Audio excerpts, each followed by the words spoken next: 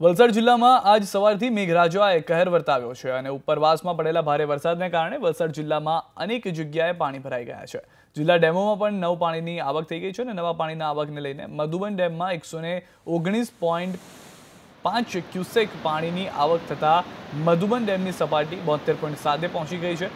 ડેમના 10 દરવાજા 3 મીટર ખોલવામાં આવ્યા હતા, જેના પગલે 112.3 ક્યુસેક પાણી છોડાઈ રહ્યું છે, જેના પગલે વાપીથી પસાર થતી દમણગંગા નદી બે કાંઠે વહી રહી છે। વલસાડ જિલ્લાની તમામ નદીઓ બંને કાંઠે વહી રહી છે। નદીઓની સ્થિતિની સમીક્ષા થઈ રહી છે। ઉપરવાસમાં વરસાદને કારણે ધરમપુરથી પસાર થતી તાન અને માન નદીમાં પાણીનો ભરાવો થયો છે। આ જ નદી આગળ આવતા ઔરંગા નદી બને છે, જે વલસાડમાંથી પસાર થાય છે।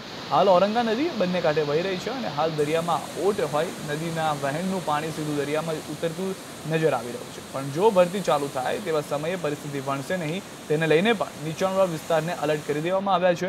નદી બે કાંઠે વહેતી હોવાથી કોઈ દુર્ઘટના ન સર્જાય તે માટે પણ નીચાણવાળા વિસ્તારમાં રહેતા લોકોને સાવચેત કરવામાં આવી રહ્યા છે। વલસાડના પારડીમાં 12 મિલીમીટર, વાપીમાં 10, ધરમપુરમાં 22 અને કપરડામાં પણ 54 મિલીમીટર વરસાદ નોંધાયો છે।